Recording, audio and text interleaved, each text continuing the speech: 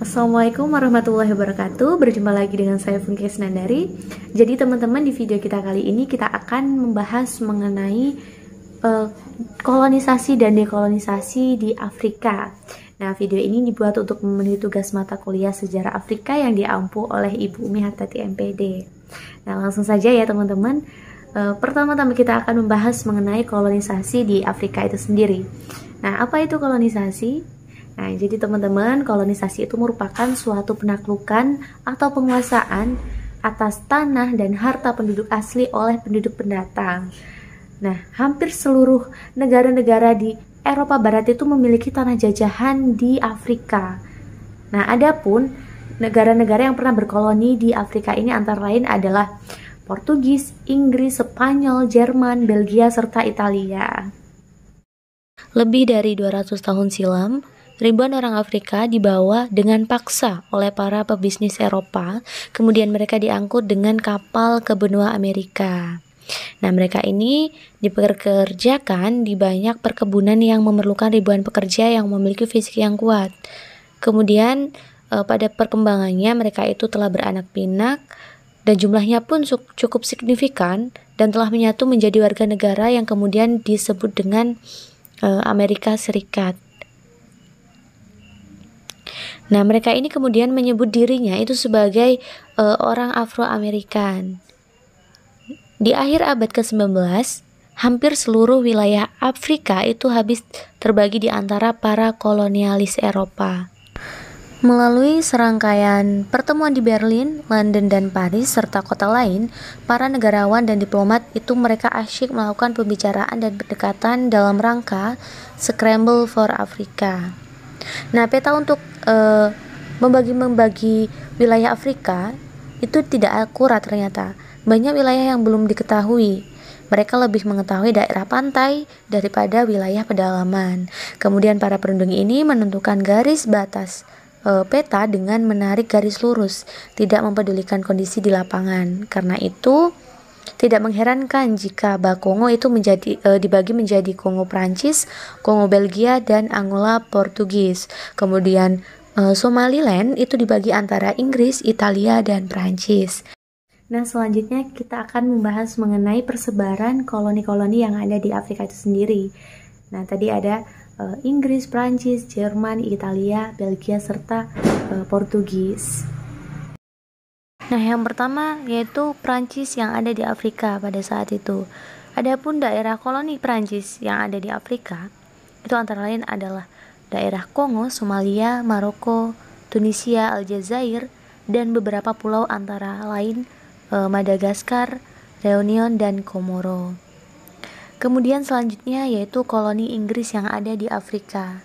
Nah, adapun daerah koloni yang dilakukan Inggris di Afrika antara lain meliputi Afrika Barat, Selatan, Tengah, Timur, dan Utara.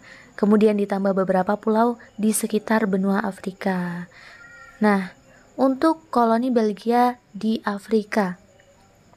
Adapun daerah koloni Belgia yang ada di Afrika itu meliputi Kongo yang merupakan tempat di mana berbagai imperialis itu bertemu. Kemudian untuk koloni Jerman yang ada di Afrika. Nah, daerah pertama yang dikuasai oleh Jerman di Afrika adalah Afrika Barat Daya. Kemudian, ia juga meletakkan dasar-dasar kekuasaan di Afrika Barat dan Timur, serta membentuk imperium di Afrika Tengah. Nah, selanjutnya untuk koloni Portugis di Afrika. Daerah koloni ini meliputi Angola dan Mozambik.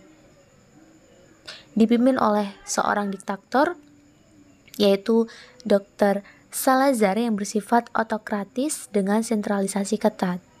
Nah, kemudian yang terakhir yaitu koloni Italia di Afrika. Nah, koloni Italia di Afrika ini meliputi daerah Libya, Eritrea, dan tanah Somali. Italia adalah satu-satunya negara imperialis yang selama Perang Dunia I berlangsung itu berusaha melakukan ekspansi.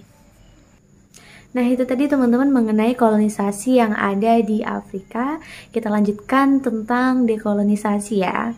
Nah, jadi dekolonisasi itu merupakan lepasnya negara-negara jajahan dari negara penjajah. Nah, dimulai dengan gerakan menentang, kemudian dilanjutkan dengan proses kemerdekaan.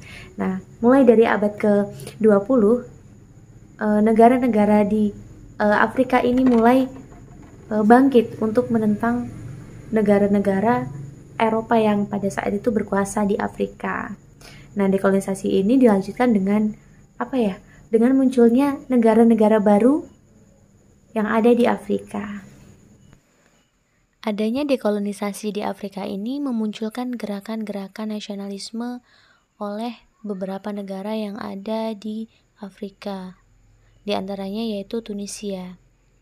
Tunisia merupakan negara Afrika bagian utara yang juga merupakan negara protektorat dari Prancis. Dengan statusnya itu, rakyat Tunisia ingin memiliki kemerdekaan penuh. Sehingga pada tahun 1952, Tunisia ini membawa masalah sengketanya itu dengan Prancis ke PBB. Kemudian, Tunisia pun mencapai kemerdekaan pada tahun 1956-nya. Selanjutnya teman-teman yaitu mengenai gerakan kemerdekaan yang ada di Maroko. Maroko sendiri itu merupakan negara protektorat dari Prancis. Nah, selain dijajah oleh Prancis, Maroko ini juga pernah dijajah oleh Spanyol. Pada tanggal 15 Oktober 1952, masalah Maroko itu disampaikanlah ke PBB. Sehingga Maroko memperoleh kemerdekaannya pada tahun 1956. Nah, itu tadi teman-teman mengenai kolonisasi dan dekolonisasi yang ada di Afrika.